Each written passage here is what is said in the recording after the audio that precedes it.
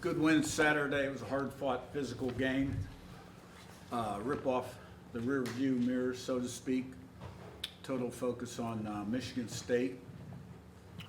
I think the key now is our response coming off of this game, but that's always the key, right?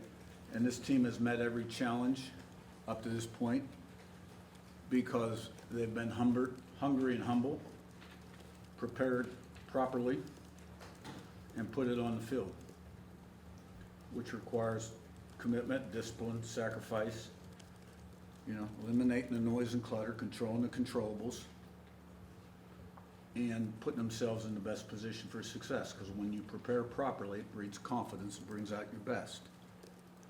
Playing a good football team this week in Michigan State.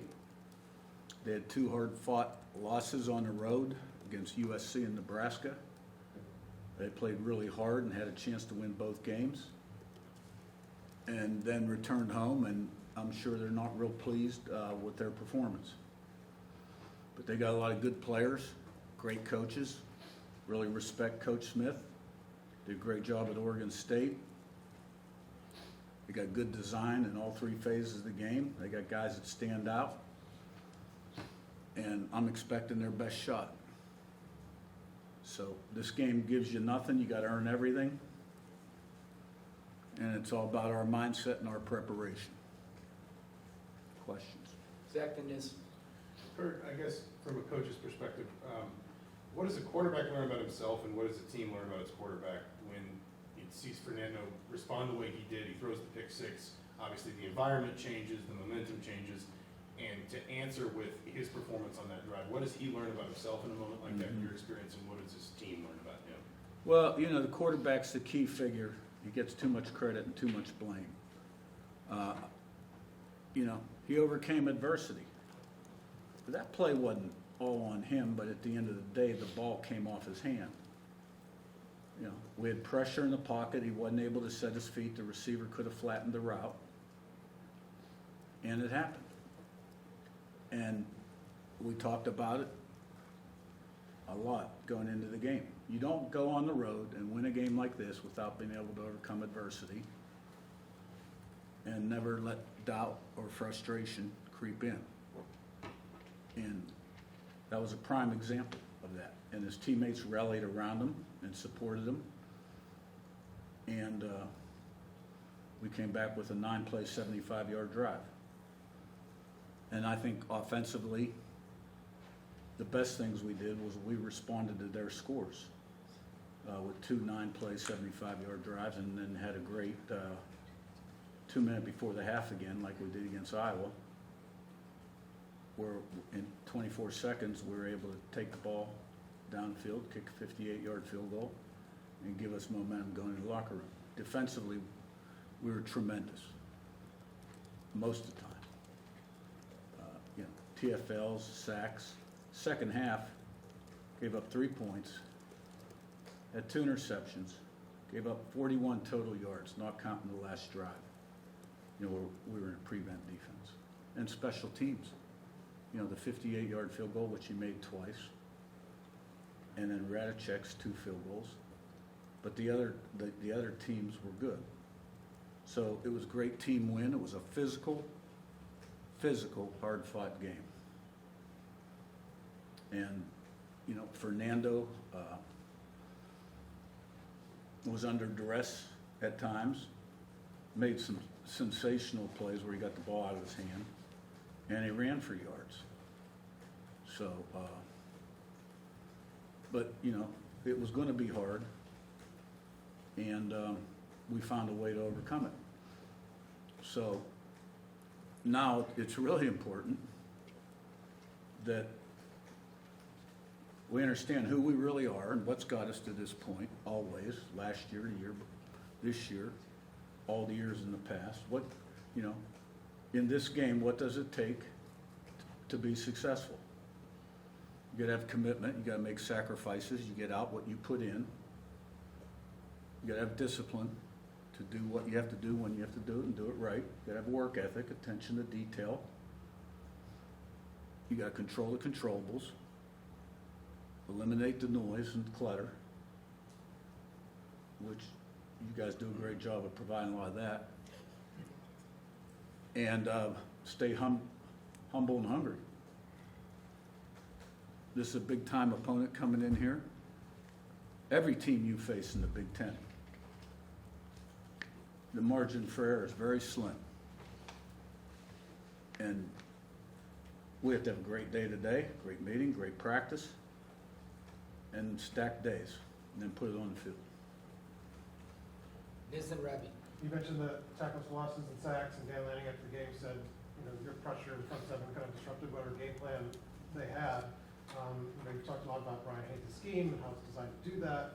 Was there anything unique about this talent group, this front seven that sort of powered your success? A lot of new faces this year. I don't know, anything unique you've seen from this group that's kind of powered the success they've had? Well, I think it's all about people and the plan, and then the things I just talked about, putting the work in. And we got good players up front. We got really good coaches that coach them, Pat Kuntz and Buda Williams. Of course, Brian oversees the defense, does a tremendous job. And, we've definitely made progress up front. There's no doubt about it. But we also understand we're in a production-oriented business, and what we did yesterday doesn't mean squat. Because next week's news will be largely determined by what we do today, tomorrow, Wednesday, Thursday, Friday, and then obviously Saturday from 3:30 to 6 o'clock, from play 1 to 150. Rabi on your left and Pete. Yeah, Coach, wanted to ask about Isaiah Jones.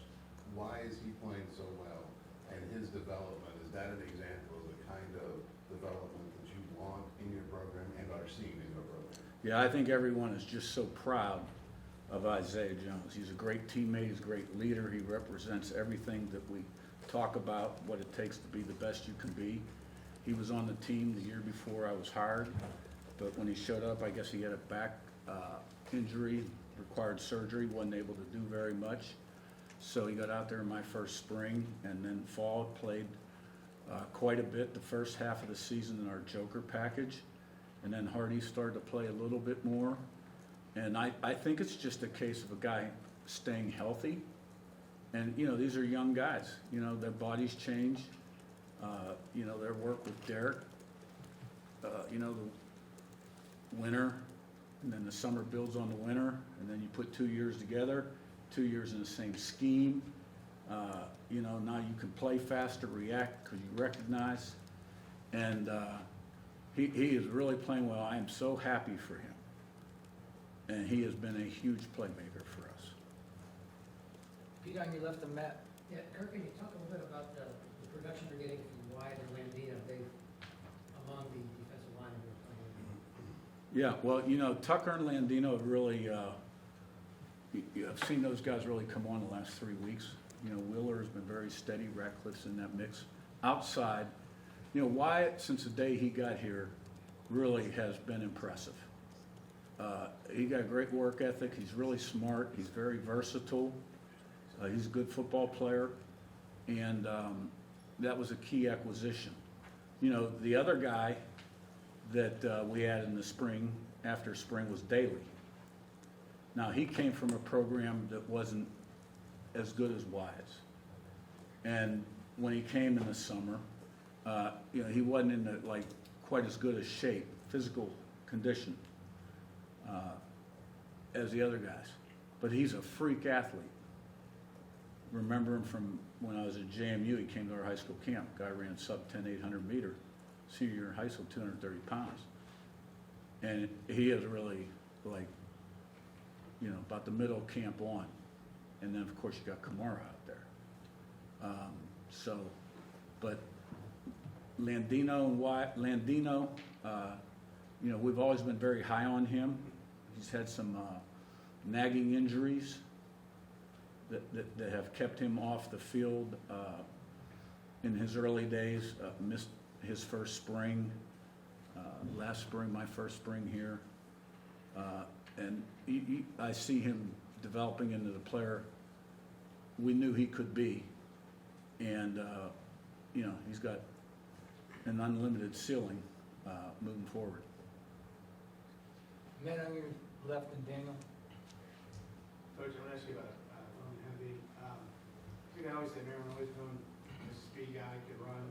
It seems like, I mean, he does that here, but also it looks like he not only is willing to run in between tackles, run with power, but he looks like he enjoys it and he takes some satisfaction. What do you see from him, and how big is his addition to this? Yeah, you know, when you take anyone out of the portal that you don't have a history with, you can research the production, you can watch the tape, you can talk to people, but you really don't know them, right? Until they're here a while and see how they respond to different situations and how consistent they are day in, day out.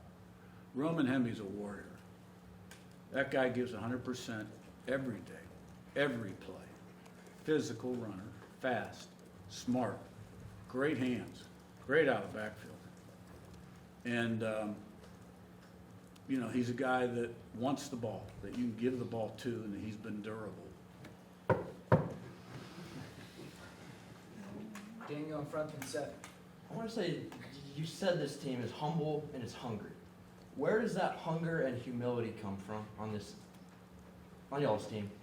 Well, I mean, you know, you get a certain blueprint and a plan, things you preach, things that you feel are important. It's my job to communicate those, and the assistants, right, also, and to like kind of live that and walk that.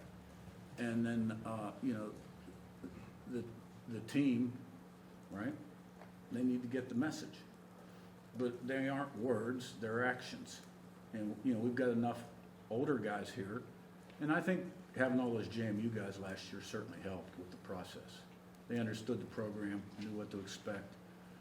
But this year we added quite a few new guys, veterans, great character, good players, good leaders. You know who they are, I don't need to mention names. But, you know, we got a lot of strong character on this football team, and they're a team. And, you know, the team goals supersede the individual goals. And let's face it, when you enter a season, especially nowadays, because you got a lot of new faces, there's really a lot you still don't know about your team, how they're going to respond. And you learn about your team every week. You really do.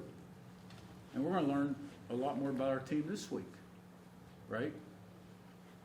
So I'm proud of the way that they went out to Oregon,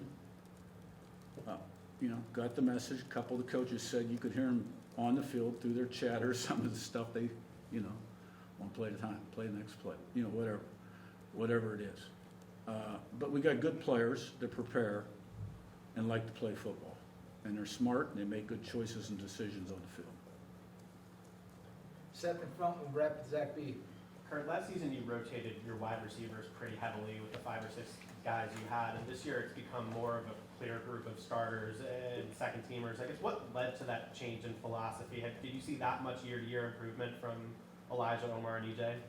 Well, no, last year we had a lot of experience and depth. You know, Surratt, Cooper was still kind of young, but had made plays the year before and really was coming on. You had Miles Cross, who had caught about 150 balls in his career. Miles Price, who had caught 100 plus playing in the NFL for the Vikings. Keyshawn Williams had caught probably about 100 from Wake Forest, and now he's on the Steelers practice squad. McCullough was with us for a while. EJ until you know, he redshirted. Who am I forgetting? We just had more experience, depth, guys that had done it successfully at this level than we, you know, our backups now are a little younger, still developing, but they've done well when they get in there, for sure. Zach B, on your right, last one. You talk about handling success and the message to the team ahead of Michigan State. Do you reiterate that at the beginning of the week, at the beginning of each day of practice, or do you leave that relatively unsaid? No, oh, no. Yeah. I'll talk to, we have a team meeting tonight at 5, and I'll talk to the team tonight and put the message out there. Normally, I don't talk to the team after practice Tuesday or Wednesday. I'll talk to them Thursday and then Friday at team meeting, and then obviously before the game. But, you know, sometimes I'll jump in there and talk to them Tuesday or Wednesday after practice if I think I need to. All right, thank you. Thanks. Thank you.